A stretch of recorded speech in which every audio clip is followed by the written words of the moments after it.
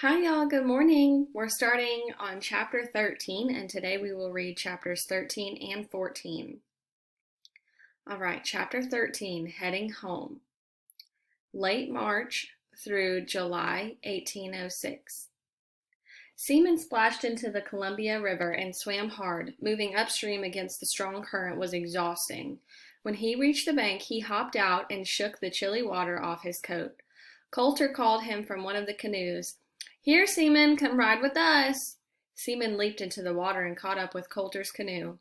"Riding these rapids was a lot more fun last fall, wasn't it?" Coulter said as he helped the dog scramble aboard. All the explorers remembered the thrill of riding the rapids to the coast. Now the men encountered some of the rapids, but this time the river was throwing its power against them. They paddled and pulled against the swift current. Sometimes they tied ropes to the canoes and hauled them up the rushing waters. Other times they had to portage. The explorers began their homeward journey in early spring. Food supplies were running low, and the salmon hadn't begun their spring run yet. Game animals were skinny and hard to find.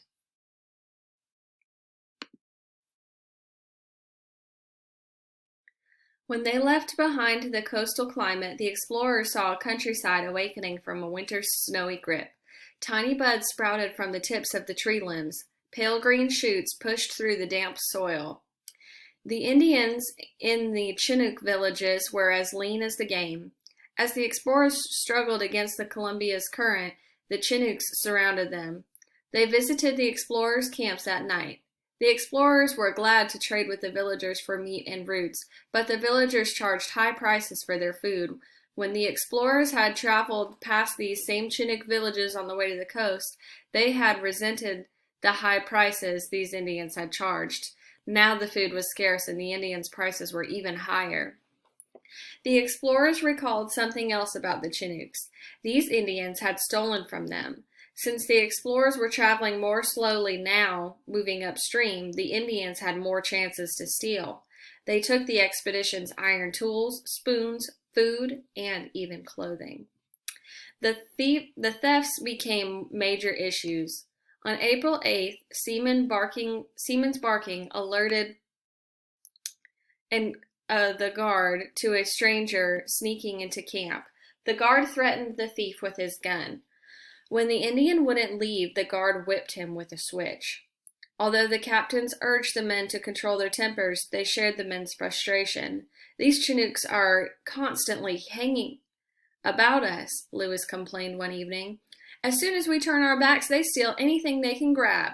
If I'd give him a beating, he wouldn't forget.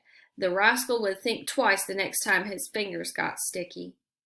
The thieves waited for moments when the explorers were busy, so the captains posted guards to watch the baggage while the men carried the canoes around the waterfall. Seaman stood guard alongside the men. Sometimes the Chinooks would pester the guards by throwing stones at them.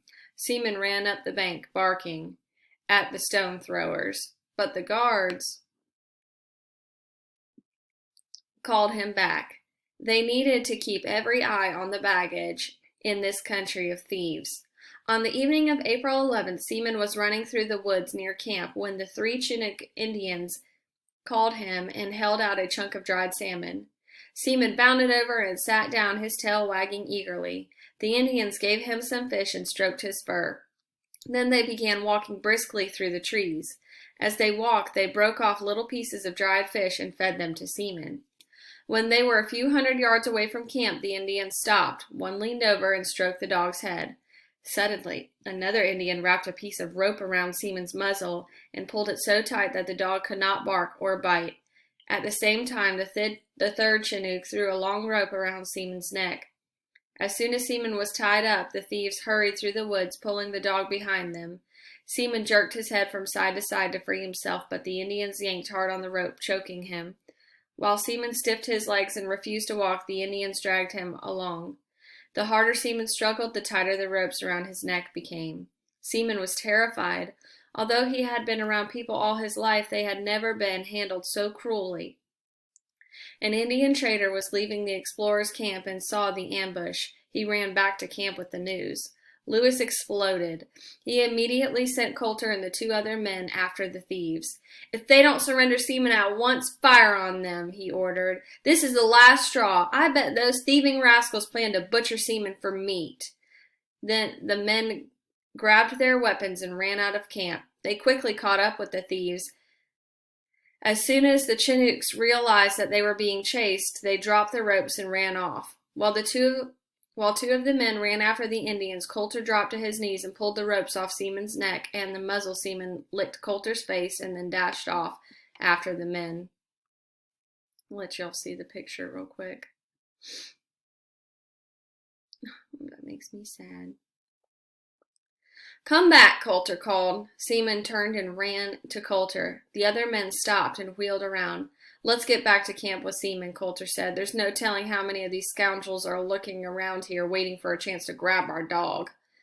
Before they returned, another Indian was caught in the camp trying to steal an axe. The captains were furious. Lewis ordered the axe thief and his companions out of the camp. "Get out! Instantly!" he shouted. His cheeks were red and his fists waving. "If you try and steal from our property again, we will kill you." The chief of the nearby Indian village was visiting in camp during all the excitement.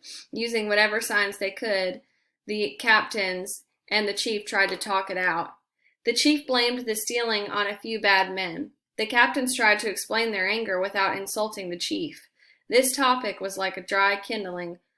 With one stray spark, a fire would burst out. When Coulter and the others returned with Seaman, Lewis calmed down. He threw his arms around the dog and let Seaman drench his face with his tongue. "I think you better stay here with camp until stay here with camp with us, Seaman," Lewis said. "Some of these rascals around here think you're meat free for the taking. If they can get their hands on you, they'll skin you and eat you. And they'll use one of the knives they stole from us to do the skinning," snarled Coulter. "I'm getting mighty sick of all the stealing." He clenched his fist. Shannon laid his hand lightly on Coulter's shoulder. "What are you saying, Kentucky? All is well that ends well?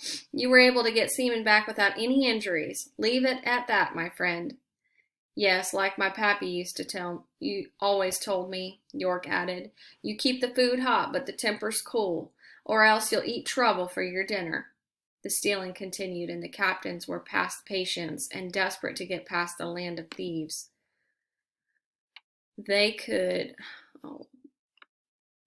Thinking they could move quicker over the land, the captains tried to bargain with local Indians for pack horses. The Indians set high prices and held out, knowing that they had the upper hand in the bargain. Finally, the captains agreed to trade their 2 large metal kettles for 2 horses. Now the entire Corps of Discovery, more than 30 people, would only have 4 small kettles for all of their cooking. This was the first time the captains ever had to trade a kettle, an object precious in the wilderness. The captains decided to lighten their baggage by leaving behind the heavy canoes. But Lewis was too angry about all the stealing to let the local Indians have the boats, so he ordered the men to set the canoes on fire. While the canoes were burning, Seaman began to bark. An Indian was discovered in the act stealing an iron socket from one of the canoe poles. Lewis blew up and gave the thief a beating. He shouted at the other Indians clustered around the camp, "I will shoot the first person who tries to steal anything from us. And," he screamed, "I'll set fire to your houses. We're not afraid to fight, believe me." Scene change here. The expedition continued on foot. Seaman ran beside the men, his tail waving in the breezy spring sunshine. He wore his saddlebags, and the men carried packs, but the heaviest loads were packed on horses. About a month after leaving Fort Clatsop on April 27th, the Corps of Discovery came to an Indian village by the bank of the stream. Seaman smelled the village's large herd of horses. Little curly-tailed village dogs ran to greet them, yapping excitedly. The Indians were the Walla Wallas, relative to the Nez Perce. Relieved to be back among Indians who they could trust, the explorers made camp near the village. The Corps spent 3 days visiting the Walla Walla village. Seaman played chase with the village dogs and watched the captain smoke with the braves. Yelpit, the tall, dignified chief of the village, presented Captain Clark with a beautiful white horse. The captains felt that they should give the Yelp something equally generous, so they presented him with the sword of some ammunition for his guns. Soon after the explorers arrived in the Yelpits village, a woman introduced herself to them.